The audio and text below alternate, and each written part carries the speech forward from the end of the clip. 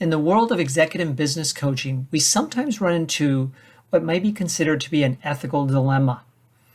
How should we deal with ethical dilemmas that come up as we're coaching? In this video, I'll address 3 common dilemmas and how to resolve them.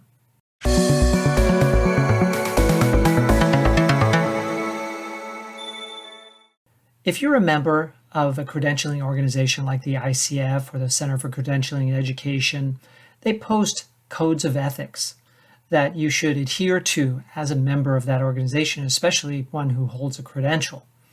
But even if you don't, you should be aware of common dilemmas that sometimes come up as a working coach and what you should do to resolve them. Let's review 3 in this video. The first one is when you are asked to coach a manager and someone who reports to that manager at the same time. Now, this might seem like a great opportunity for you, especially if you need the work. You're getting a 2-for-1. We always like to have multiple clients within the same customer organization because it's generally less work for us. When we're coaching 2 people in the same company, we might only need to send 1 invoice, deposit 1 check, deal with 1 contract, etc. So it makes the admin side of the equation easier. But here's the dilemma. In the coaching conversations, you're likely to hear things about the other person that you're coaching. Could those other statements affect your ability to remain neutral and objective when coaching that other person?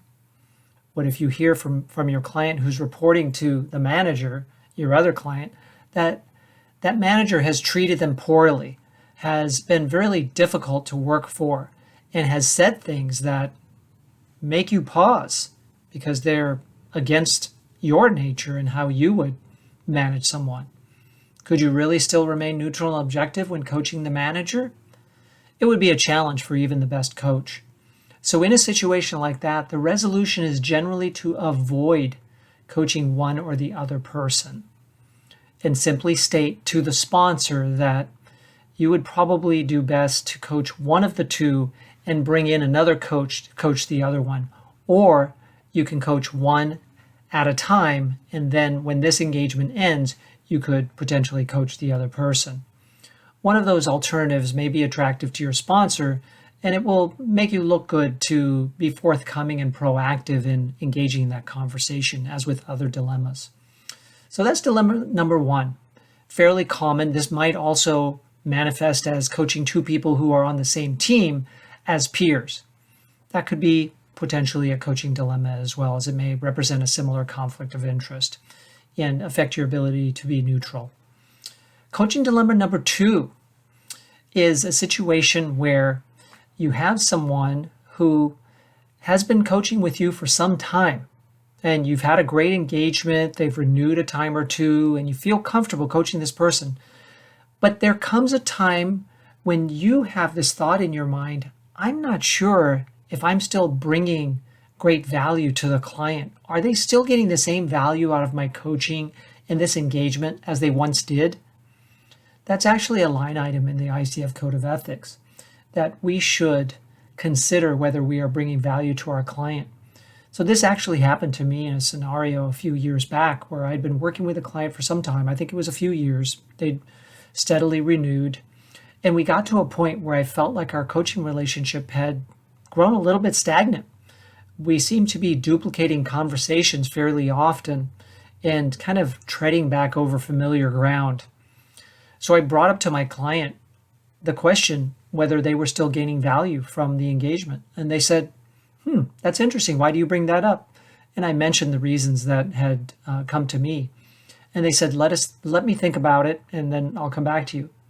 Soon thereafter, they ended the engagement. And that was a comfortable decision for both sides because my client, I guess, hadn't really thought about it, or maybe they had, but not thought about it seriously. They appreciated that I brought it up first because that shows an ethical position and a proactive interest in being the best possible solution for the client. Maybe they would do best by working with another coach who might invigorate them by working in a new direction that was not covered in our coaching engagement. So that's how to resolve a situation like that. It's tough to lose a client, especially when you bring it up, but you're probably on the right side of that ethical situation if you're willing to do so. All right, dilemma number 3. Dilemma number 3 is when a prospective client comes to you asking you to coach them in an area which you don't have pronounced strength in, and you feel a little bit unprepared for, and you just don't feel your best in that situation. This is a dilemma for you because you may need the work. You might like working with this person. You like the company that this person represents, and maybe it could lead to other work at that company. There might be a variety of reasons why you're attracted to the engagement, even if you're not necessarily so comfortable with the engagement itself. This happened to me in the past where people would come to me asking for career coaching. I do not specialize in career coaching, which is helping someone to find a new role out in the world, reinvent themselves, and completely change careers. Instead, what I specialize in is in helping someone prepare for a new role within their existing company or succeed in a new role that they've already accepted. Those do find themselves in the world of career coaching, but in a different area than someone who's actually looking for a new job and wants guidance on establishing themselves in a new industry, perhaps, or figuring out what they should do next, right? So what I usually do in that case is I say, I don't specialize in that area. I don't think I'd be your best service provider, but I'd love to refer you to someone who I think would be a better fit for you. And that's my way of resolving that dilemma. Again, it may hold back the growth of your business as other dilemmas that we've talked about here today, but usually by doing the right thing, you feel better, you do your best work because you're coming to it with no qualms, no issues, no potential conflicts of interest, and you feel better. And when you feel better and you coach better because you're in your line of specialty, you generally get more work and more referrals, more repeat business.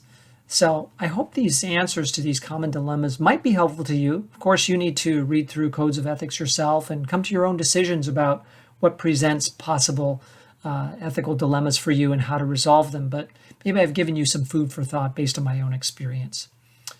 Feel free to share in the comments maybe some dilemmas that you faced and how you've resolved them, or pose questions in the comments. You can also send me questions at michael@bayerexecutivecoach.com. Please like the video, comment on it, and share it with others who might be helped by the videos I release each week. And of course, subscribe to the channel if you haven't already. If you'd like to learn about my world-class executive coach training and certification programs presented in conjunction with the Center for Executive Coaching, where I'm a faculty member, please visit my dedicated website, BayAreaExecutiveCoachTraining.com. Thank you very much.